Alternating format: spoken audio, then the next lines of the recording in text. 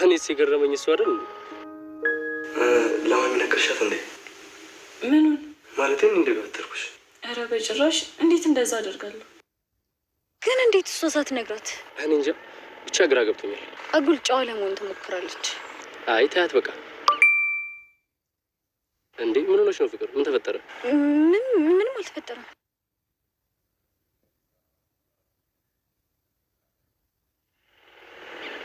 ምንድነው ይሄ? አይደለም እኮ ፍቅሬ እንደምታስበው አይደለም። ስማኝ። ምንድነው መሰማሽ? አጎቴ እንደመጣ ታውቂያለ? እሱ ነው አጎቴ። አጎትሽ ከኔ ጋር ስትሆኚ እንዳጎት፣ ከሱ ጋር ስትሆኚ ደግሞ እንደባል። ይኸውልሽ ከዚህ በኋላ አጠገቤ እንዳትደርሺ እሺ? አይንሽም ማየት አልፈልግም። ፍቅሬ እባክህን ስማኝ። ወይኔ አቤል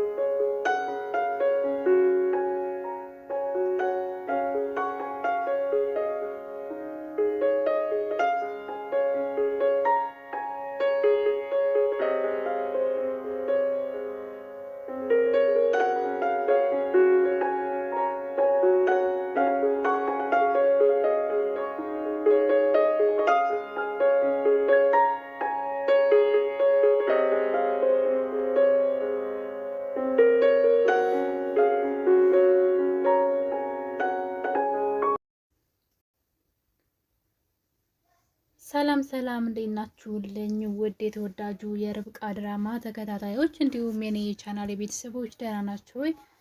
እንኳን ወደ ሰብለይቱ በሰላም መጣችሁ። ርብቃ ክፍል 11 እንግዲህ በክፍል 10 ላይ በጣም ብዙ ነገሮች ተፈጥረዋል ማለት ነው። አሁን ላይ ርብቃ እዛ ቤት የገባችበት አላማዋ በትንሹም ቢሆን እየተሳካላት ይመስላል። አጋጣሚዎችም ደግሞ አሪፍ እየሆኑላት ነው። ያው እሷ ብትሰቃይም ማለት ነው። እና አቤል እንግዲህ ዛሬ ድንገት ከቤት ይወጣና በቤት አልነበረም። ለአጋጣሚ እናቱና እንደዚሁም ደግሞ ወንድሙ ማለት ነው አብረው ምግብ ከርብቃ ጋር እየበሉ እያለ ድንገት ርብቃ ልቤን አመመኝ ብላ የምትበላው ምግብ ልክ ማለት ሰዎች ሲያረግዙ አንዳንድ ሰዎች ማለት ነው፣ ሁሉንም ላይሆን ይችላል፣ ሰዎች ሲያማቸውም ሊያቅለሸልሻቸው ይችላል። ግዴታ እርግዝና ብቻ ሊሆን አይችልም። እና እንግዲህ ርብቃ ምግቡን ትታ ተነስታ ትሄዳለች ማለት ነው። እና የአቤል እናት እልል ጸሎቴ ተሳካ እያለች ትላለች። ድንገት አቤል በሩን ከፍቶ ይገባ ነበረ። ምንድን ነው የምትይው እናቴ ይላታል። እሷም እንግዲህ አያት ልታረጉኝ ነው፣ ርብቃዬ እኮ አርግዛለች በማለት ለአቤል ታበስረዋለች። አቤል በሁኔታው ቢደናገጥም ግን ለጊዜው እባክሽን ማዬ ታይ እንደዚህ አትበይ ለማንኛውም ብሎ እና ርብቃ እንግዲህ ከመጣች በኋላ አቤል እና ርብቃ በጉዳዩ ላይ ያወራሉ። ማሚ እኮ ይህን ነገር በሌላ ነገር ተርጉመው እርጉዝ ናት ርብቃ እያለች ነው ይላታል። እና እንግዲህ በዚህ መሀል እያሉ ነበረ። ርብቃ ጨጓራዬን አሞኝ ነው ብትልም የአቤል እናት ግን በቃ አያት ልሆን ነው በማለት በደስታ ርብቃን መንከባከብ እንደ እንቁላል ጀምራለች ማለት ነው።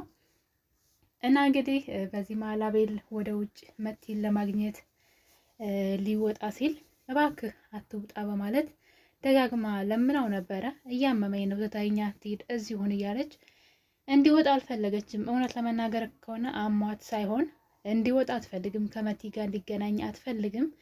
መቲ እንግዲህ በሱ ላይ እየማገጠች እንደሆነ ርብቃ ጠንቅቃ ስለምታውቅ ማለት ነው።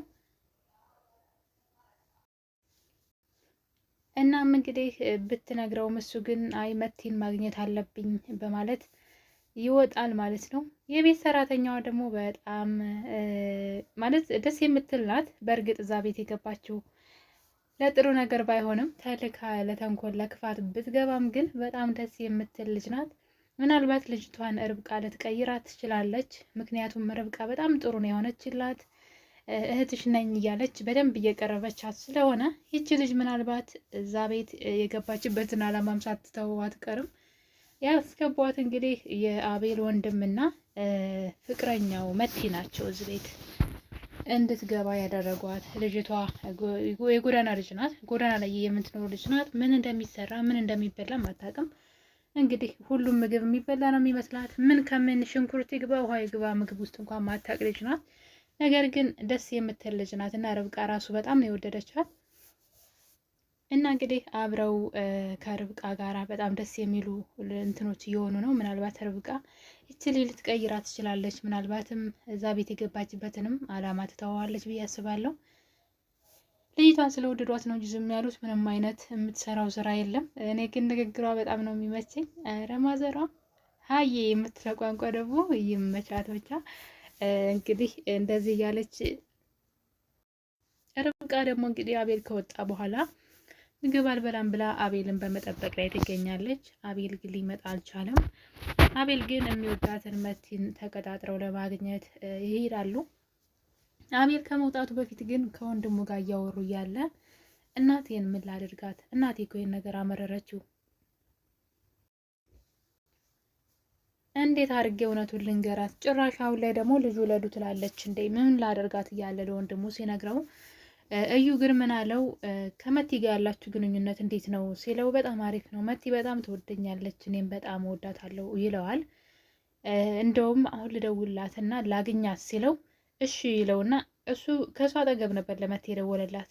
ይሄኛው ፍቅረኛዋ ስለሆነ እየሰማ ነበር አብሮት ቁጭ ብሎ እና ከመቲ ጋር ሲያወሩ ይሄኛው እየቀና እየተናደደ ነበረ እና ከሱ ጋር እንገናኝ ብላ ከተደዋወለች በኋላ እዩ ጋር ትደውላለች። እዩ እዛው ቁጭ ብሎ ነበረ ስትደውልለትና እሱ ግን ማንሳት አልፈለገም። ምንም አላነሳላትም። ምክንያቱም እኔ አቤልን ላገኘው ነው፣ ምን ላድርግ፣ ምን አክሽን ላድርግ፣ ከሱ መልእክት እየጠበቀች ነበረ።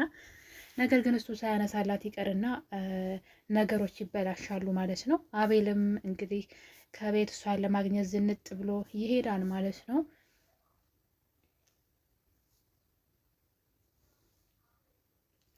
እናም እንግዲህ ከመቲ ጋር ከተገናኙ በኋላ ስለ ርብቃ ማውራት ጀመሩ።